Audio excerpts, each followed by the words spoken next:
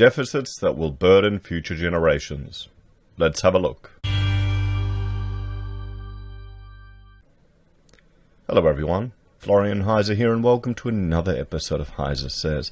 I've got my morning stein of coffee that I'm still working through, and I thought we'd have a look at this article from ABC News discussing, well, the federal government and their new record high deficit, as the pandemic is devastating our economy. Now let's jump over here, before we go through this, we'll jump over here and have a look at the Australian debt clock. Now, the website isn't as exciting as the United States one, but still, it's a little depressing. Total government debt, you can just see how they're counting it up. Total household debt, total private credit, and we can see here, just shooting up, and you've got more information. Total government debt is the gross sum of liabilities across federal, state, and local governments in Australia. Total Australian government debt increased by a mere 13.5% from December 89 to December 2007, from 81.2 billion to 92.1 billion. However, from December 2008 to December 2017, total Australian government debt increased by over 520%, from 115 billion to 716 billion. The primary reason behind this increase has been to provide depth in the market for government bonds, so the Reserve Bank of Australia can easily increase liquidity through open market operations by printing more Australian dollars and buying the government bonds back. Fantastic. So I know that these numbers seem so huge. People arguing with MMT, you'll never have to pay it back and it can just go on forever. But eventually we'll get a point where, well, no, it probably can just go on forever, but the purchasing power of the assets that we have will just continue to lose their value. So the work that you put in, the hours that you spend, the risks that you take can easily be devalued by the state because they have the ability, or well, the necessity to buy back more and more bonds, to flood more and more market, and then to, they want to ease back on inflation. Oh, don't worry, we just won't measure second-hand houses. That's fine. That'll adjust inflation. It doesn't need to be reality. But then they'll start taxing us in the future generations, just to manage it. They'll give you free money with one, and then they'll whip you and take it back with the other, and then give you a portion of it back and saying, good boy, aren't you good? You're lucky you've got a government like us to take care of us. This is why you're hearing more and more arguments for MMT, for modern monetary policy. You also see more growing interest in the ideas of real money. And we can see that reflected in the surge of gold. Let's have a look at trading economics right now. What are we sitting at? Yep, 1901. Silver's also up, $22. So gold has just gone over 1,900 US dollars. There you go. I'll raise a stein to that. And you'll see people make arguments going, oh, but there's not enough gold in the world. It's crazy to have an economy based on that. We need to be modern. We need to be smart. We need to manipulate it. Whereas this will just, in some ways, one of the advantages of it and disadvantages is that it hamstrings the state. It means they can't just generate money out of nowhere, get the advantage of spending it first, and then causing bubbles all over the place, but winning votes and keeping people happy. This will, having it tied to a physical thing will physically limit them, which I kind of like, I kind of like that idea, to be honest.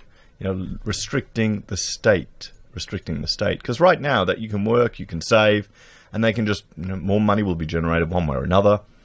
Even in the housing bubble, every time someone buys a house, here's the candle-on effect, refers to the relative change in prices resulting from a change in money supply. Every time you borrow, there's an increase in the money supply. More money's generated. It's not coming from Jimmy's bank account into your home loan. And it's funny, do we have a bubble? Do we have a bubble? I'll bring this up in property. We're property obsessed. So let's have a look at this, guys, and see this budget. So, what is the way forward? Are they going to change? Is there the political will to change? I'm hoping there is. I'm hoping more people will start to actually take an interest in politics. Slowly but surely. I know it's not exciting. I know the politicians all look like us. You know, they're not the pretty people. We're not really interested in that. Anyway, let's have a look. Australia's budget deficit hit almost $86 billion last financial year, the biggest blow to the bottom line since the Second World War, Treasurer Josh Frydenberg has revealed. The deficit is projected to grow even further this financial year, with the government forecasting a blowout of more than $184 billion in 2020-2021. The government has delayed the budget until October and instead, today, which is a couple of days ago, delivered an economic and fiscal update which revealed the depths of the economic destruction of the pandemic. Well, there you go. There you go, guys. Treasury is predicting the unemployment rate will be above 9% by the end of this year. And this is based on ABS, everyone. The ABS unemployment. Rule of thumb is double it. Double it to get an accurate representation of what unemployment actually is. That's pretty stark. Right now, we're sitting at unemployment and underemployment, the underutilization rate, and I defer to Roy Morgan, their research methodology, as opposed to the ABS, because, frankly, it's a little tougher, their methodology. The numbers are usually, at the moment, seem to be a little worse, about 25% of the workforce. The problem is you get people pulling out of the workforce and not participating. You know. Our economy has taken a big hit, and there are many challenges to confront, Frydenberg said. In December last year, Frydenberg was forecasting a $5 billion budget surplus in 2019-2020. But the pandemic spending measures, including the $86 billion JobKeeper wage subsidy, have instead taken debt to record levels. These deficits reveal the real cost to the budget of protecting lives and livelihoods as a result of the pandemic, Treasury said. The government expects net debt reached $488 billion at the end of June. It expects that will grow beyond $677 billion, equivalent to almost 36% of GDP this financial year. Gross debt was $684 billion at the end of 2019-20, and is tipped to be almost $852 billion at 2020-2021. Come on, boys. Get it to $1 trillion. Come on, you can do it. The Americans can do it. We can do it here in Australia. Sure, we're a tenth the size, but we can do it. We can do it. Get it to $1 trillion. If realised, gross debt would exceed Australia's debt ceiling of $850 billion. I mean, what's the point of even having debt ceilings? I mean, it doesn't matter. They ignore it anyway. They ignore it anyway. I mean, a lot of it's to do with confidence. It's to do with confidence. If we still have, I mean, here's the thing. You've got the government. They have control of, well, we've given them the only approval to use force to extract resources from you as a citizen or even just as a resident here or anything, really.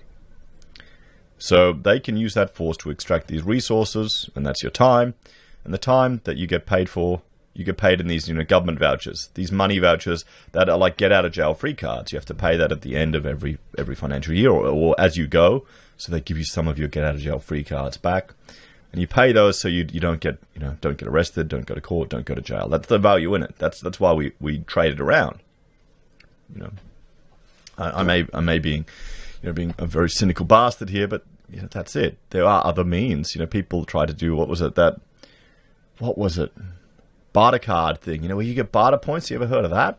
I was shocked that it's still around. I went to a networking event. And they were, barter card were pushing it. They were coming up to me going, oh, it's great. You can use it for all these other purchases in your business. And I'm going, well, but the tax department considers one barter dollar a real dollar. So I have to pay tax on your bullshit dollar with real money. And then I can spend it to other people who don't want to take it because it's worthless. And you won't let me pay your membership fees in barter dollars. So what's the point of it? I couldn't understand it. It seemed like such a stupid thing to me. I mean, originally, I imagine it was started to avoid taxation. I mean, why else would you do it?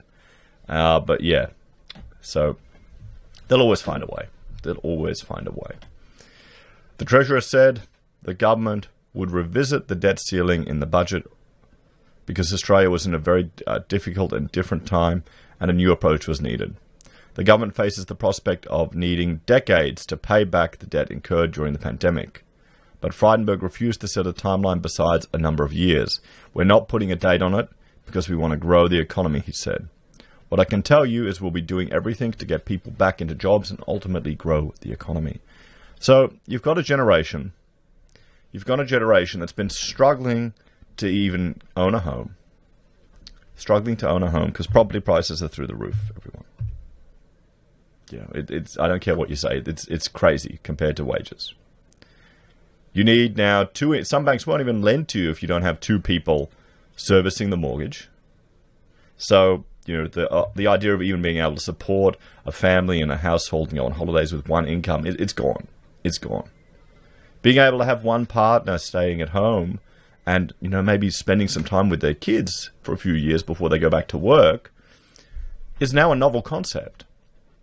It's now a novel concept. My mother was at home till I was 8 years old, and then she started doing mobile hair care.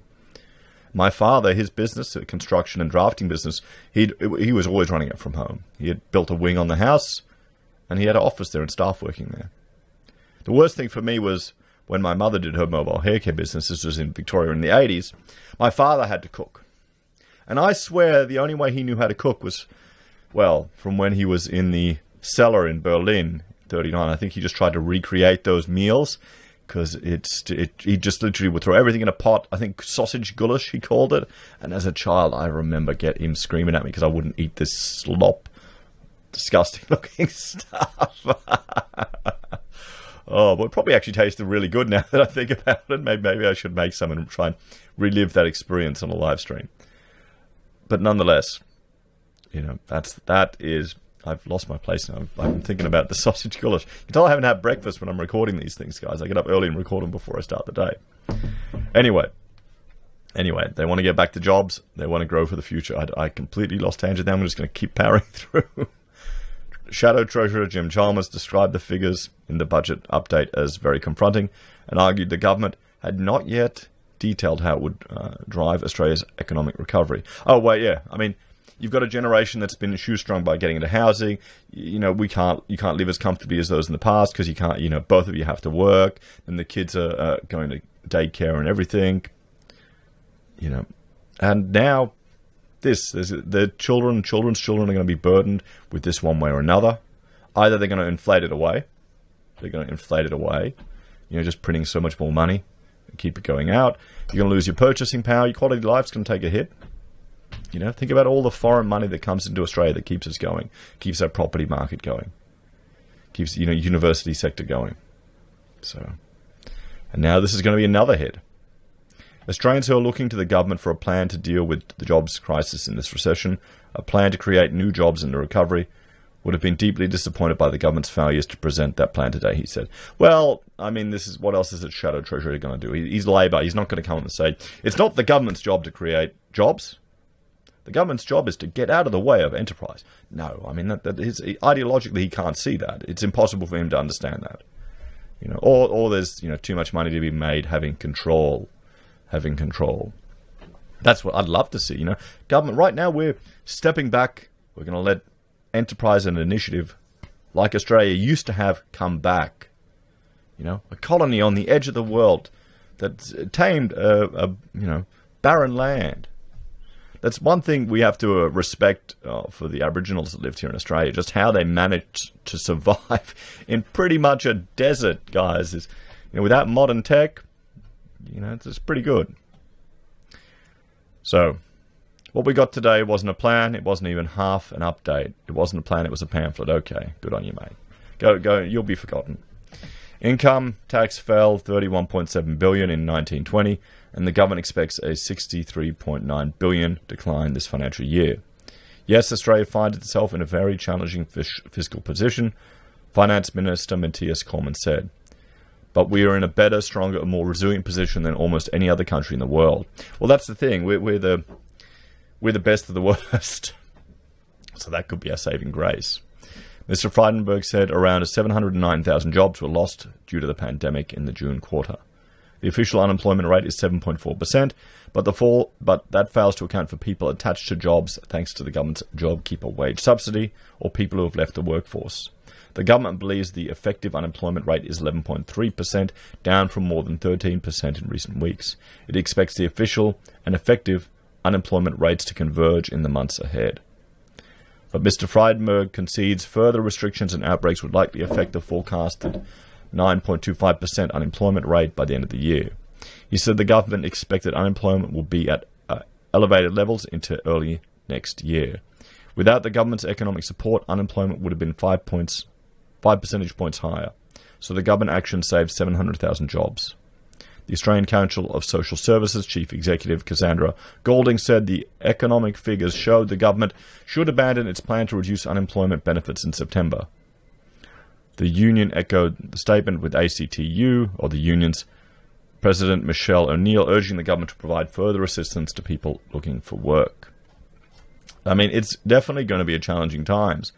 And the issue is, fundamentally the issue is, well, as a state we've been running deficits since forever, for living memory. There's tiny times when we, slightly bump above. So if if our whole nation has been running deficits, why should anyone else not run deficits? It's ingrained in our psyche. Buy those 6 houses. You don't need any savings. Your savings is in those 6 houses you have. Hell, I understand. I know where people are coming from. Do you think people will learn? Or do you think it's going to be kicking that can down the road? And future generations will have to pay for it. One thing that's interesting, let me know if you've seen this. I'd like to see the, debt burden that someone takes when they migrate to a country and look at a map of the world comparing countries by that. Be interesting. Move to Australia. Put this much debt on the back of your children. Move to the States, this much debt on the back of your children. One way or another, you'll pay for it, even if you don't realize it. As always, guys, let me know your thoughts and opinions in the comments below. Please like, share, and subscribe to the channel. If you're a fan and want to support the content I create here, there are a few ways you can. You can join the channel on YouTube or Patreon. You can support us using our affiliate links at Amazon, eBay, Independent Reserve, or Kucoin. You can buy our merch from HeiseSays, use Gold Pass from the Perth Mint, or support us via PayPal. Take care. I'll see you next time.